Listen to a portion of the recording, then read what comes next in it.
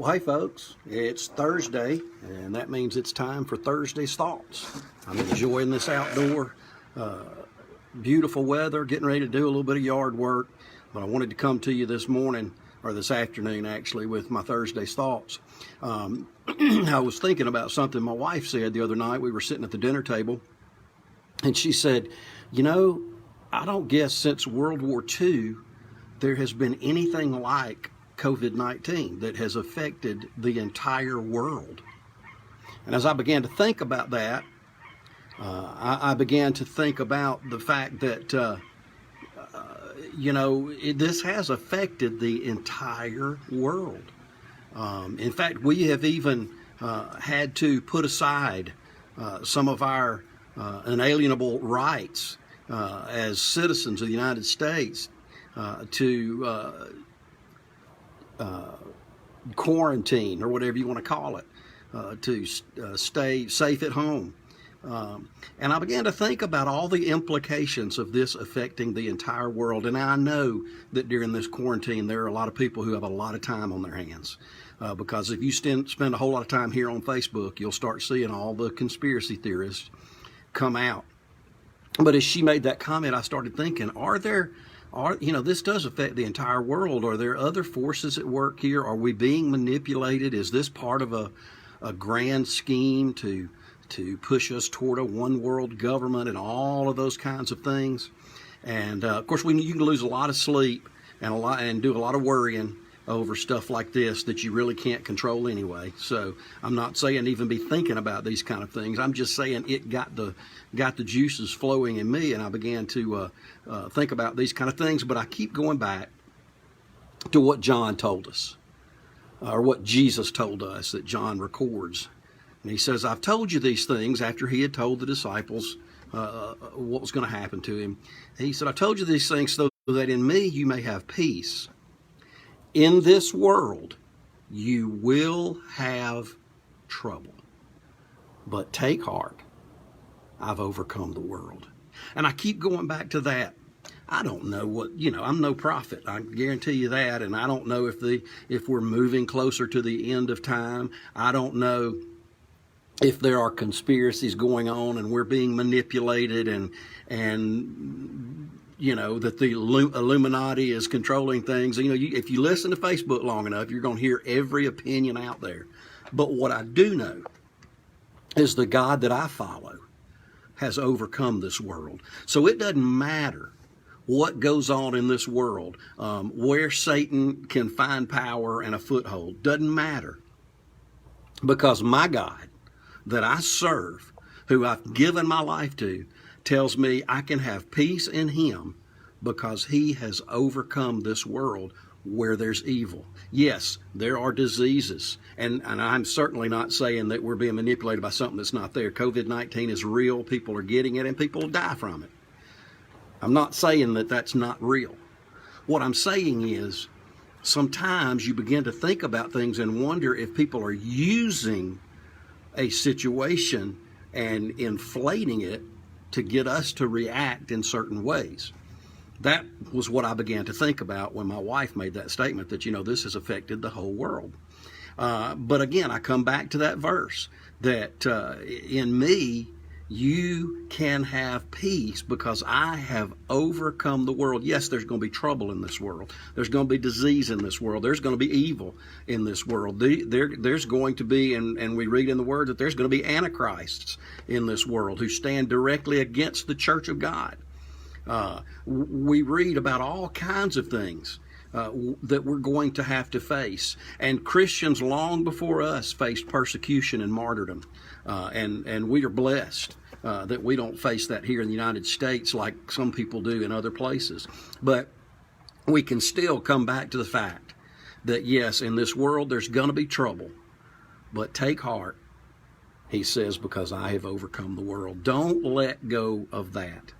As we go through this time and you do begin to read all the conspiracy theorists who are out there, and you hear the different people making speeches or preachers preaching, about all this that's going on and who's doing this and what the agenda is and whether you're conservative or liberal or if you're a Christian or if you're not a Christian, all those kind of things. Don't lose sight of the fact that he has overcome this world. And the God that we serve, he was here before the world was here, and he's going to be here once it's gone, and I'm going to pitch my tent with him. Because I'm going to be with him once all this is over. I'm going to be in eternity with him. And so that is where I keep coming down, that I'm not going to listen to all these things. And a lot of them, seem to have merit to their arguments on different sides of it, on who's doing what, who's controlling what. But I can spend every day, all day, wringing my hands and worrying and listening to stuff like that. Or I can trust in the one who has overcome the world, who gave his life for me so that I might spend eternity with him, and I can spend my days trying to serve him and doing things to make a difference for his kingdom as long as it's called today, and let everything else work out in the wash, if you will. Let it work out. God is still sovereign. He's still in control, and it's all going to work out according to his plan ultimately. And I don't need to lose sleep over that, over the fact that there's crazy stuff going on. What I need to be losing sleep over is that there are people who are dying and going to hell. And I need to be trying to do things to keep that from happening. That is what ought to be keeping me up at night, not whether this pandemic is being used to manipulate us and all those kinds of things. What needs to bother me is that there's a lost world that needs to hear about Jesus, and we are the hands and the feet of Christ as Christians, and we need to be making that known. That's where the rubber meets the road, really. That's where it all comes down to. And so that's kind of just what I've been milling over in my head today as I was doing some work this morning, and I checked my email, and I went on to Facebook to check the church's website, the church's Facebook page. And there were a lot of links from different people, and I started listening to a few things, and all of a sudden it just hit me. I can't let all this stuff start worrying me. There's plenty enough today. Today, we're not promised tomorrow. And that's what the Lord told us. He said, don't worry about what you're going to do tomorrow. Today's got enough problems of its own, and so I need to worry about what I'm doing today for the kingdom of God. And I hope every day we think about those things. I hope every day that's one of the first things that crosses our minds is, what am I doing for God today? Well, those are my Thursday thoughts on this last day of the month of April. And I would be interested to know what yours are. So leave me a comment, and I'd love to hear yours. I do want to invite you Sunday morning.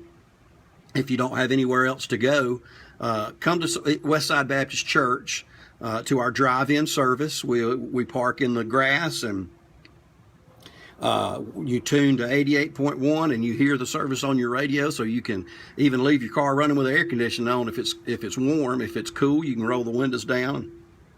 But we'll meet together at 10:30 Sunday morning in the back lot behind Westside Baptist Church here in Elba. So we would love to have you come with and be with us on Sunday morning. And we have our Wednesday night Bible study each Wednesday night on FaceTime at 6 o'clock. And the Sunday morning service is also live streamed on Facebook as well. So if you can't be with us in person, live stream us at 10:30 on Sunday morning. Would love to have you join us that way and be with us in spirit, whether we are actually together in the body or not. We can be together in the spirit. Well, there's my old youth minister. Hey, Dr. Webster, I appreciate what you're doing on Facebook on your Sunday school lessons. It blesses me, and you have been a blessing to me. Good to see you're on there.